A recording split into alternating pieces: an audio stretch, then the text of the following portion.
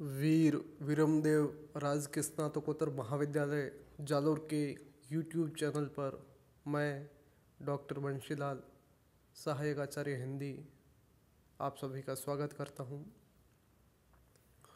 विद्यार्थियों, बीए द्वितीय वर्ष हिंदी साहित्य के द्वितीय प्रश्न पत्र हिंदी भाषा और साहित्य का इतिहास के अंतर्गत हमने इकाई 1, इकाई 2 और इकाई 3 पढ़ी है। इकाई 3 में हमने आदिकाल की सीमा, आदिकाल के नामकरण, आदिकाल की परिस्थितियाँ, आदिकालीन साहित्य का वर्गीकरण इत्यादि तमाम विषय वस्तुओं पर चर्चा की है। आज हम संधिकाल के समेकित स्वरूप पर सारांशतः अपनी बात रखेंगे।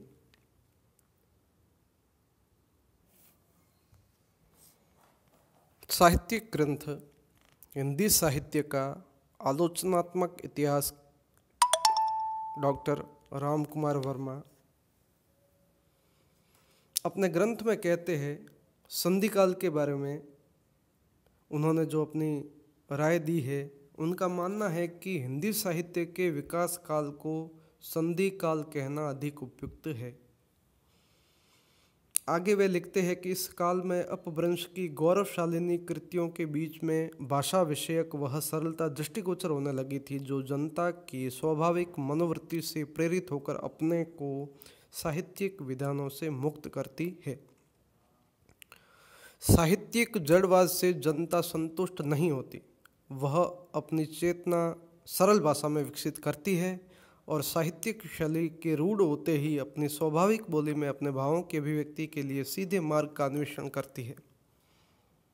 अतः जब साहित्य के वृंत पर जन भाषा अपनी पंखुड़ियाँ खोलना प्रारंभ करती है तो उसके ऊपर पुरातन अनुबंधों का आग्रह तो रहता ही है। जनता के मनोभावों से प्रेरित ऐसे साहित्य से प्राचीन शैली के भीतर नवीन प्रयोगों की कसपसाहट दिख पड़ती है।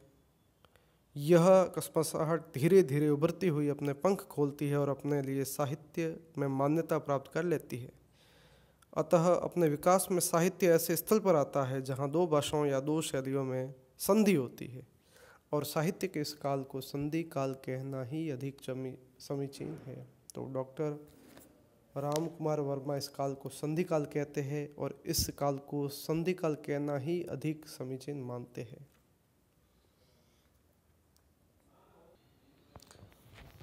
डॉक्टर राम कुमार वर्मा संधि काल के साहित्य का सिंहावलोकन करते हुए समेकित रूप में वे मानते हैं कि संधि काल का जो साहित्य है वो मुख्यतः दो भागों में विभक्त है। प्रिय विद्यार्थियों, जैसा कि आप स्क्रीन पर देख रहे हैं, संधि काल का साहित्य आध्यात्मिक और लौकिक इन दो भागों में बांटा गया है। आध्यात्मिक साहित्य के अंतर्गत सिद्ध साहित्य, जैन साहित्य और नाथ साहित्य, ठीक इसी प्रकार से लौकिक साहित्य के अंतर्गत श्रृंगार साहित्य और मनोरंजन साहित्य, श्रृंगार साहित्य के अंतर्गत प्रेम कथा साहित्य भी दृष्टिगोचर होता है।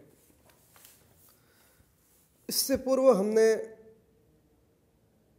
आदिकाल के साहित्य के बारे में जो पढ़ा था, उस समय हमने सिद्ध साहित्य पे विस्तार से बात की थी, जैन साहित्य पे विस्तार से बात की थी, नाथ साहित्य को भी हमने विस्तार से पढ़ा है। जैसे कि सिद्ध साहित्य की जो प्रवृत्ति है उसका मूल वर्णन विषय क्या है, सिद्धों के जो प्रमुख कवि है जैसे सरपा है, कणप्पा है। जैन साहित्य है, जैन साहित्य का जो मूल दर्शन अहिंसा है, सत्य है। इस तरीके से तमाम जो विशेषता है, जैसे नाथ साहित्य है, गोरखनाथ के बारे में हमने पढ़ा है, चरपट नाथ है, जितने भी ये 9 नाथ है, 84 सिद्ध है, इनकी रचनाएं हैं, इनका साहित्य है, इन तमाम बिंदुओं पर हम विस्तार से बात कर चुके हैं। आध्यात्मिक दृष्टिकोण से यदि देखें तो सिद्ध, जैन और नाथ साहित्य के अंतर्गत मूल वर्णन विषय धार्मिक और दार्शनिक है। धर्म के बारे में बात की है, दर्शन के बारे में बात की गई है, ध्यान के बारे में बात की है, इंद्रिय निग्रह, योग साधना, सुरति, नृत्य, गुरु के महत्व इत्यादि इन तमाम विषय वस्तुओं पर जैन साहित्य, नाथ साहित्य और सिद्ध साहित्य में विस्तार से चर्चा हमने की है। इसी प्रकार से लौकिक साहित्य के अंतर्गत श्रृंगार साहित्य में श्रृंगार को महत्व दिया गया है। मनोरंजन का साहित्य, जैसे कि हम अमीर खुसरो की पहेलियाँ पढ़ते हैं, उनकी मुकरियाँ पढ़ते हैं, उसमें आम जन भाषा में मनोरंजन आत्मसात किया गया है। आम लोगों ने साहित्य के माध्यम से मनोरंजन प्राप्त किया है। तो ये तमाम जो बातें हैं वो लौकिक साहित्य के अंतर्गत हमने पढ़ी है।